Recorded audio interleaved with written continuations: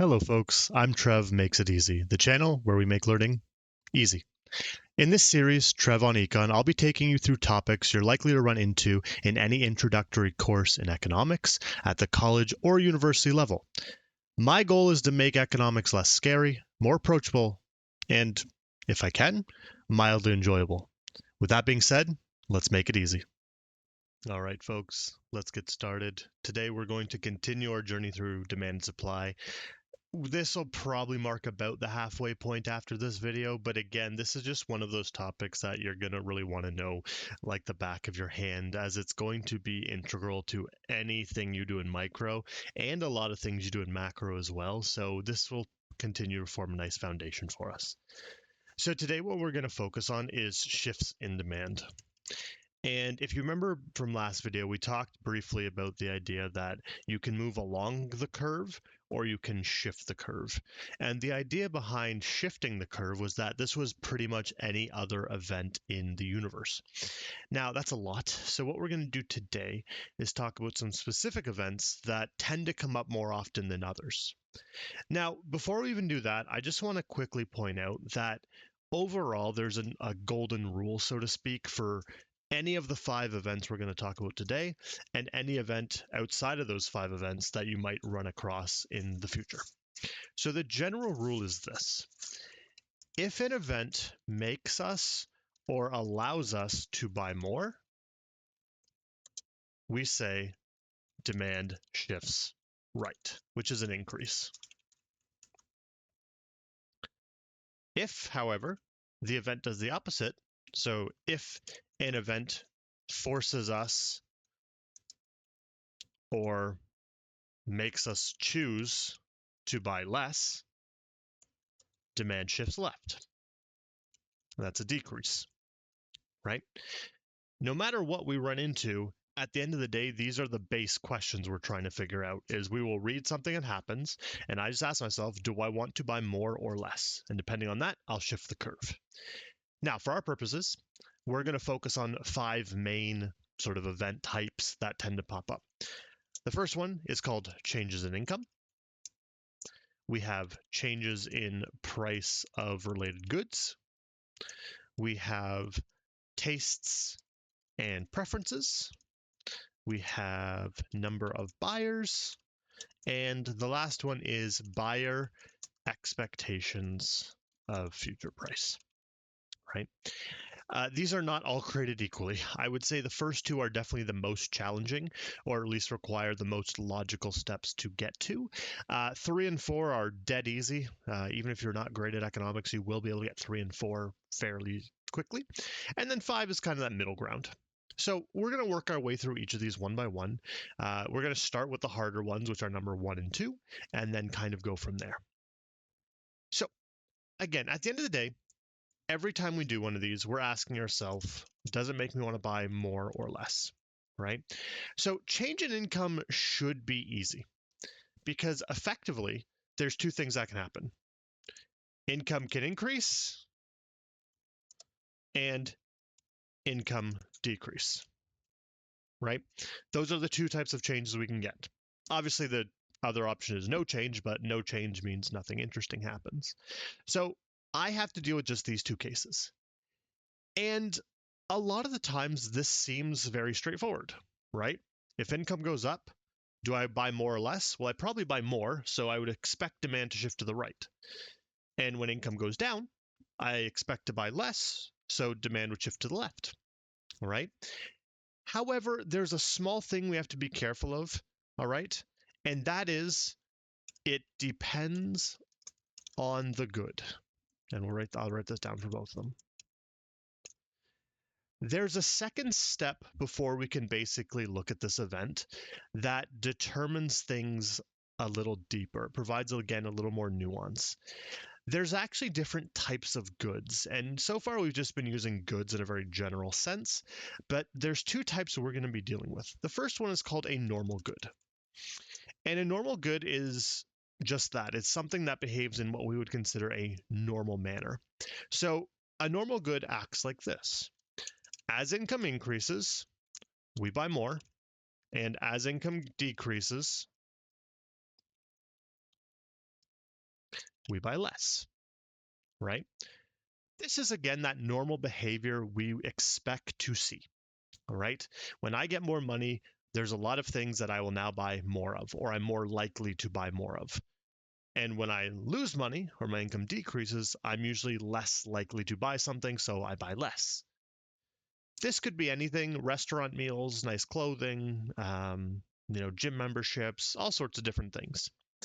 However, there's something also called an inferior good that we run into. And an inferior good kind of reads like a riddle, because it says, as income increases, we buy less, but as income decreases, we buy more. It's reversed. Now, the idea behind this is that these are things that when we make more money, we stop buying these things, or we buy less of these things. Whereas when I'm losing money, or when I'm feeling a little poorer, maybe I transition to these goods. So some examples of these would be things like food from the dollar store, right? That's probably, again, one of the lower levels of food in terms of income or cost. So, when I'm not making much money, that's a great place to go. I'm going to buy more of that and less restaurant meals. But as I make more money, maybe I get a new job, maybe my pay gets bumped up, something happens, I would buy less of this food from the dollar store and switch more to maybe a more conventional grocery store. All right. Again, this is subjective and it's on a case-by-case basis, but we're going to basically go with what the average person would do. All right. Something else would be like clothes from the thrift store. All right. Again, some people just like thrift store clothes, and that's totally fine. But for the majority, we would consider those an inferior good, where the more money I make, the less likely I am to buy clothes from the thrift store. But the less money I make, the more likely I am to go to those thrift stores. All right. Now, again, like I said, this can be very subjective. A classic example I like is instant noodles, like the little ramen packets. For most people, those are an inferior good, where they buy them because they're cheap. And if they made more money, they'd probably get away from them. Personally, I love them. To me, they're a normal good. If I make more money, that just means more ramen for me. All right. So again, you kind of have to play with whatever the average person likes. All right. But don't let your own bias get involved. I've seen people be like, but I like it this way. Again, ask yourself, what does the average person like? So what ends up happening is we end up with 4 different combinations. All right. And I will tell you right now, I would not memorize these. Okay. Again, at the end of the day, you're asking yourself, does this event make me want to buy more or less? This is just showing you the answer, but you really want to come up with a logical story in your head as to why that is. So option 1 is income. Actually, let's put these in green. Income increases and normal good. So income goes up. It's a normal good, which means we follow these rules. So as income goes up, we buy more. So demand shifts right. Again, that increase. If income decreases and we have an inferior good, this means demand also shifts right. It's just a different event type. All right.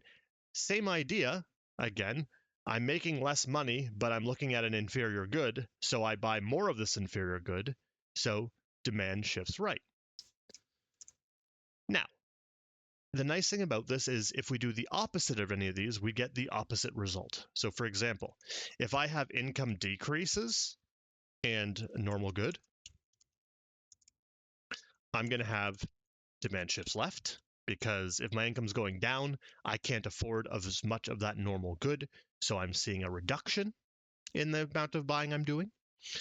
Or, in the similar vein, if income increases and I'm looking at an inferior good, well, then all of a sudden, demand still shifts left, because again, on the note of something like instant noodle ramen, if I make more money, most people, since it's an inferior good, would buy less of it. All right. Now, I should be clear quickly. Usually in testing, they will not be this like obvious. They're not going to be like income goes up, normal good, what happens? They're going to make the question, I don't know, fluffier for lack of a better word. So you might get something like Trevor just received a new job that pays double. This is me living up my fantasy. He is looking at restaurant meals. What happens to his demand for restaurant meals, right? So see what they're doing here? They're basically explaining the event in kind of a detailed way. They're adding extra things that really don't matter, right? It doesn't matter that it's Trevor doing this. It doesn't matter that he got a new job. It does matter that his pay doubled, because then my brain says, oh, this is an income problem, right? And then we say, oh, well, it's an income problem. I know I care about whether it's inferior or normal. So restaurant meals, probably normal. So income goes up. It's a normal good. I know that this means that demand shifts right. And again, you might have to draw this, but the idea is read the question, connect it to the idea of does it make you want to buy more or less, and then prick the appropriate direction. This is why I say it's not necessary to memorize all of this. All right, this is nice to know, and it kind of walks you through the logical steps of why this is the end result. But you really want to understand that logical step to get to the end result. It'll save you a lot of mental capacity and memorization, which most people, it's not their strong suit. So this is the first one. You'll say, wow, this is fairly lengthy. How are we going to do this for all five? Like I said, the first two are a lot more lengthy than the others. All right, so let's go to the second long one. Again, we'll just kind of start fresh here and go on to price of related goods.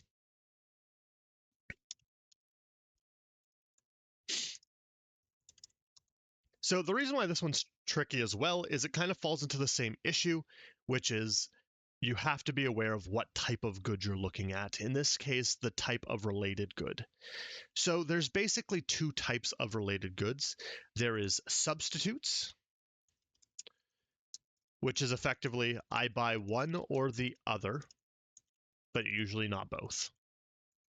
Okay, so this is exactly what the name suggests. It's a substitute. I buy this or that. I don't buy them together. Classic example would be something like Coke and Pepsi, right? You have a tough time going to a restaurant and saying, I'd like a glass of Coke and a glass of Pepsi. I don't even know if restaurants would allow that, because usually they are connected to one.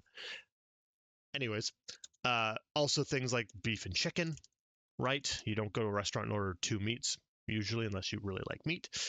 Usually you're picking, all right? The other option is a complement, right? This is where I usually buy these things together or not at all. All right, this is a little extreme. Again, most people don't like automatically buy one or the like both of them together or not at all. They're just things that go together. All right, so this would be like a toothbrush and toothpaste, or left shoe and right shoe, right? These are things that we expect that when I buy one, I need the other, or I have to buy the other to make up for it. All right. So for price of related goods, we have to be a little careful, because in these questions, there will always be a main good, which is the one they're asking about, and the related good, which is the one that is having its price change. All right. So, for example, we might have something like the price of an orange goes up. What happens to apples? All right. So in this case, the one they're asking about, apples, well, that's my main good. And the thing that's changing, the oranges, that's my related good. Okay.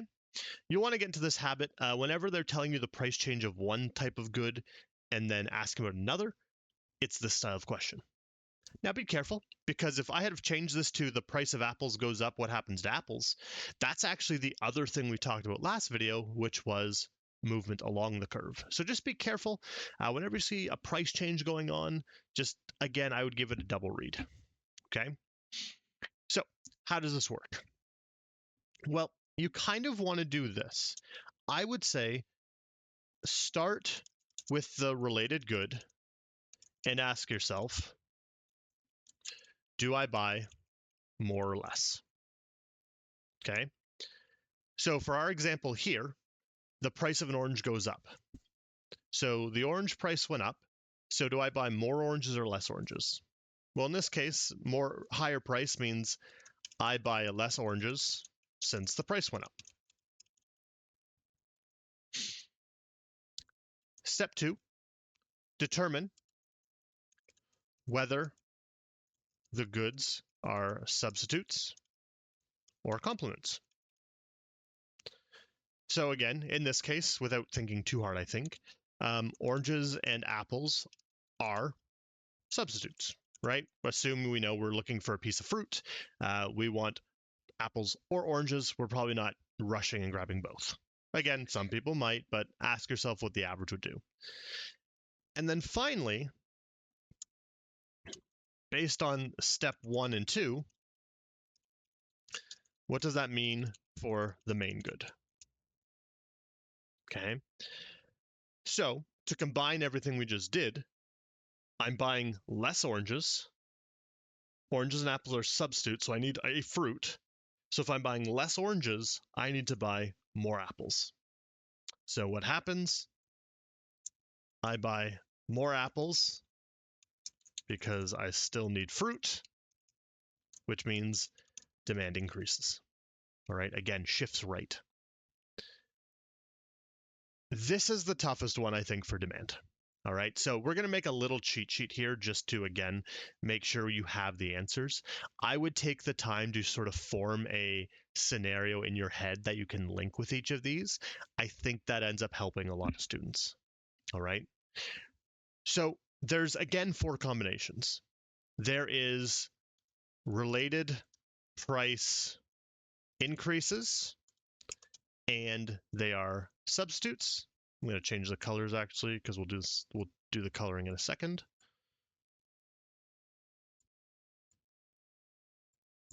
That's not helpful. That's more helpful. We've got related price increases and their complements. We've got related price decreases and substitutes. We've got related price decreases and complements. All right. Again, at the end of the day, we just need to move demand left or right. Okay. So related price increases means it goes up, so I'm buying less of the related good. And they're substitutes, which means I need to buy more of the main good. So this would be a case where demand shifts right.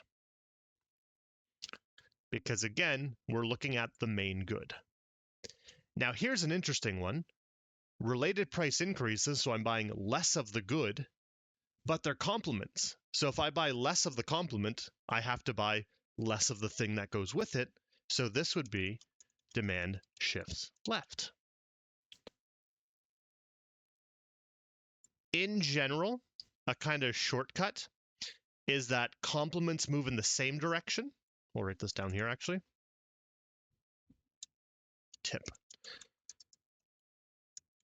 Complements move in the same direction. Substitutes move in the opposite direction. Kind of like what we saw in supply and demand. Remember when I said demand goes like this in opposite directions with price and quantity, and supply went the same direction? Same idea here.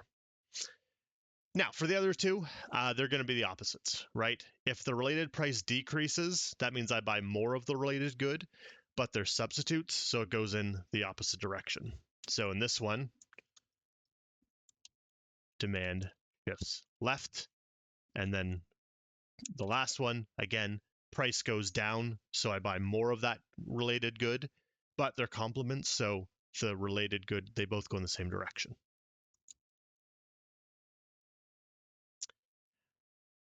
Again, I would highly recommend spending time with these first two in particular. Okay, you're going to see in a second that the next three are very quick. These two require the most focus, I think, or the most practice. All right. So again, dedicate your efforts as they're needed. Now we're going to rapid fire the next two. All right. Oh, that is not what I wanted. There we go. Let's undo that. Much better. So number 3 is tastes and preferences. I'm not even going to spend much time on this. This is just, do you like it or not? Guess what? If you like something more, demand shifts right. Because guess what? If you like something more, you buy something more. And if you like something less, demand shifts left. Right?